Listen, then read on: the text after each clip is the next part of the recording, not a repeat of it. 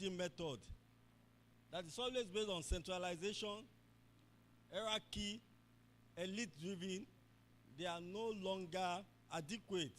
In short, they are inadequate in tackling the complexities of modern development difficulties. Data from nations like Rwanda, Estonia, and South Korea indicate that systematic application of innovation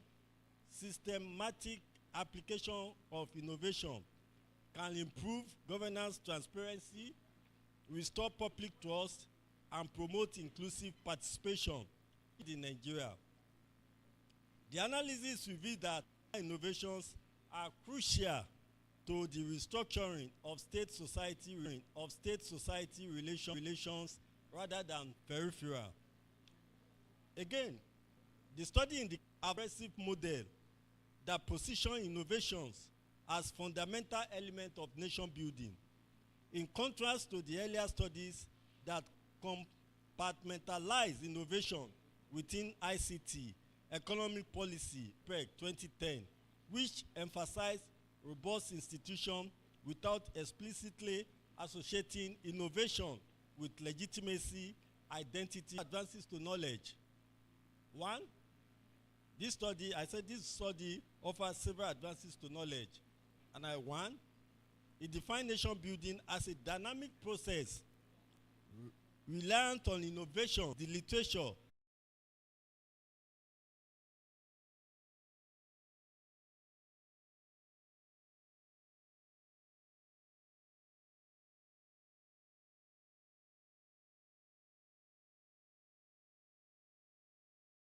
net leadership study with development and governance literature. The study empirically synthesizes data from many geopolitical contexts, particularly from the global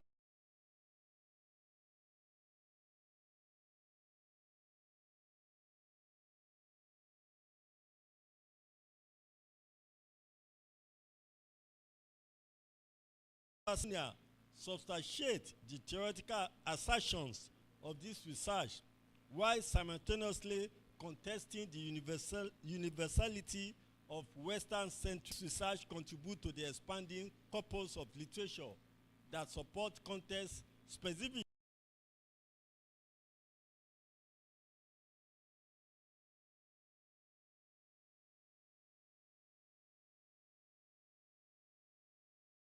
conceptualizes nation building, inclusive and innovation. It urges scholars conceptual clarification. What do we conceive as nation building here? What do we conceive as innovative pathway? And what do we conceive as a multidisciplinary approach? This is in the section 2 of the paper under the title of Review of Related Literature and Theoretical Framework. The third section, framework.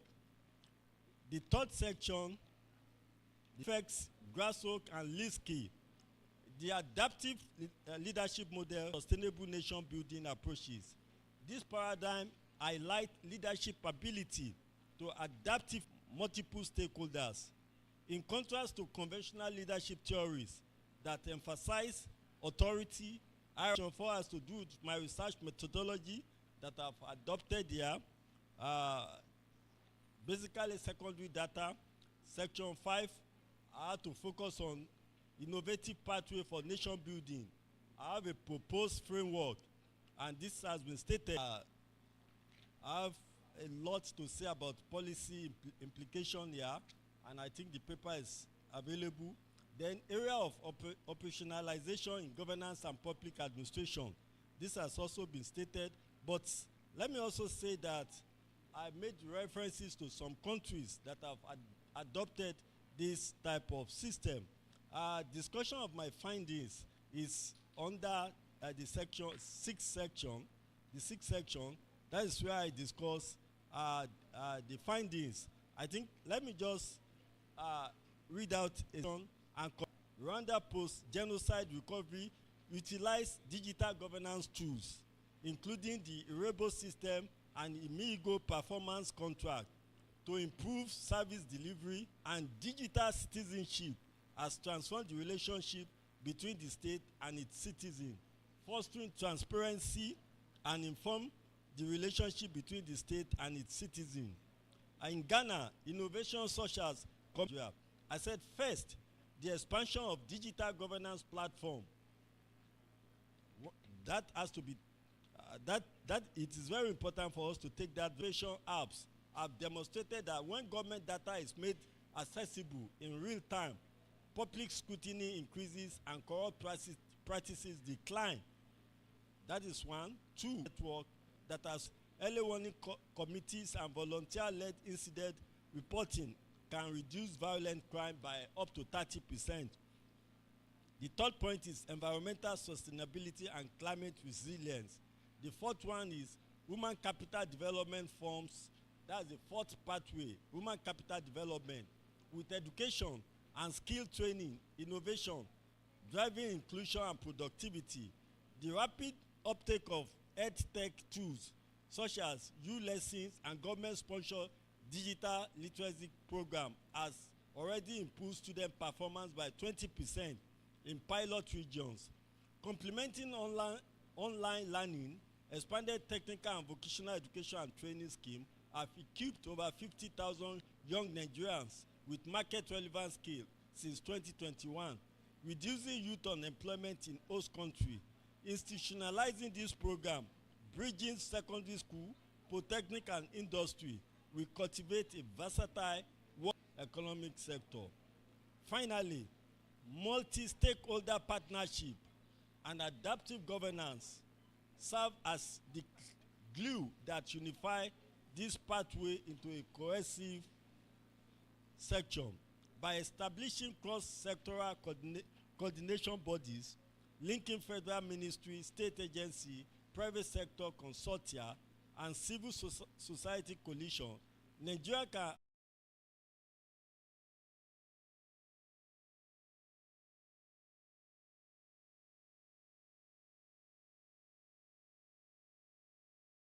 digital transparency, community security, environmental stewardship, human capital investment, and adaptive governance constitute a robust framework for sustainable nation building that is both inclusive for distribution.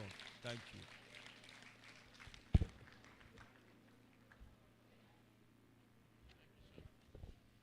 Wow, let's give another huge round of applause to Prof. Lecture. In fact, he has brilliantly delivered this lecture in an unusual way, he said, by helping us to summarize it, and that has saved our time. Even at that, the lecture has been quite impactful.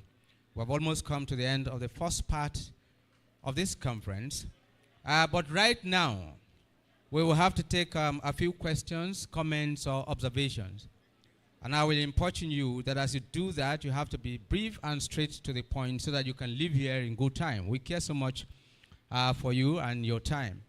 But I do know that if you have the program of event before you, some of you will probably be looking at one item there, which is a refreshment, item 9. But I've been reliably told that it's coming fresh and sweet. It's an experience you will not forget. So in the next couple of minutes, you probably will be seeing that. But while you are thinking of, I don't want to whet your appetite, might be, yes. Is there any of you who would like to ask a question, make a comment, as briefly as possible?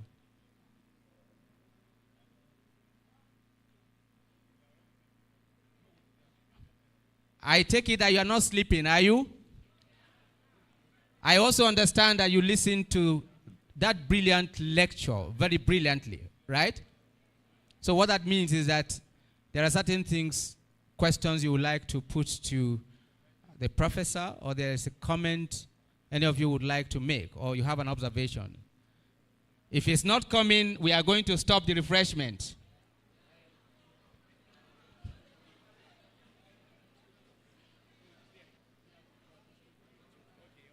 Should we stop the refreshment? You have answered. So we take it that this is part.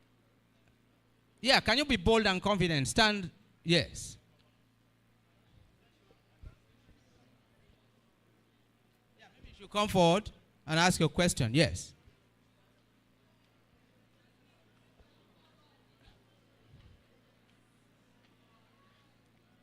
come and have the privilege of standing at the podium. Thank you. Quite a young man. Good morning, everyone. So my question is going to be addressing insecurity. So I want to ask for everyone's opinion. How can we address the insecurity in Nigeria with the state that we are unemployed? Thank you.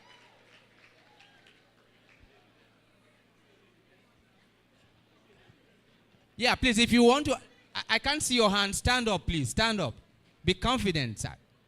Would you also want to have the privilege of standing here? Come quickly, yes. Since many of you are not interested in asking questions. So we will take one or two more questions, and it's good that a lady is coming from that side. Gender balance, as they say. Of fairness, yes.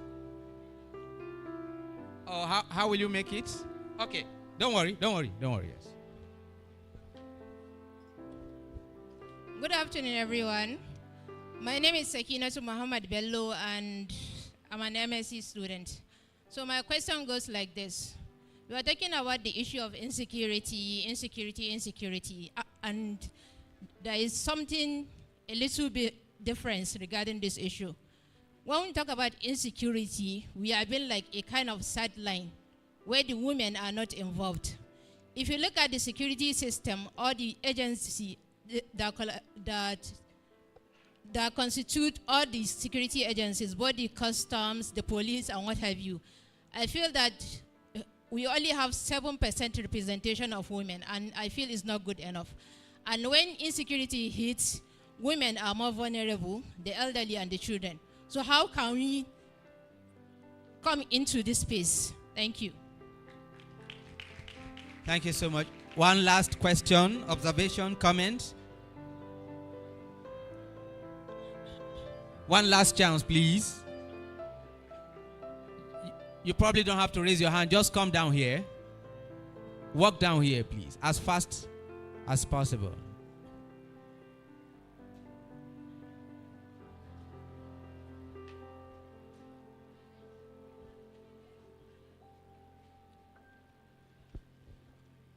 Good afternoon, everyone. Okay. My question goes like this. In this country, we are facing a lot of our economic situation. How the economy rates, how the prices of things are going high. So in that kind of situation, how can we solve it? Yes, prices of things going up. His hands can't reach them, so he wants to see what we can do to bring them down, right? Good afternoon, everyone. My name is Roland Osaga. I'm the MSc student here. I want our academian, our scholars, to speak on taking us back to how our security system collapsed. Because I could still remember earlier before now, during 80s, the SARS were under police force. I guess I'm correct. Now, it was break off from the police force. Yet, the security, we can't even withhold the security. Please, I would like us to speak into that aspect. Where have we gotten it wrong? From which point and to which point? Because as we speak, insecurity is bringing down so many things up to what we are facing till now. Food insecurity, that the farmers cannot even go to the farm. Thank you very much. Yes, last chance, please.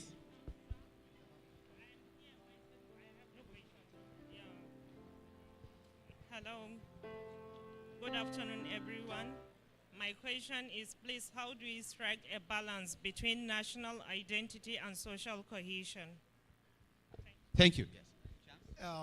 My question here is that all these topics and every lectures we've gotten so far, they were all preaching qualitative reasonings. It's everything that has to do with mental reasonings. I want to ask our DGs, our representatives, our lecturers, what are the quantitative measures for students? I'm already taking the qualitative measures by taking my studies. After my studies, I need to work. After my studies, I need to help my society in one way or the other. What are the quantitative measures? That is my question. Well, a round of applause for them. Well, I don't know whether all of these questions are meant for Professor Akinwumi.